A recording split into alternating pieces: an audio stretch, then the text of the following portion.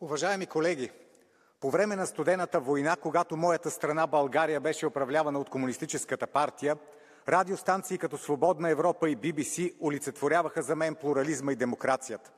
Те бяха противоотровата на тотално контролираните от тогавашната българска власт радио и телевизия.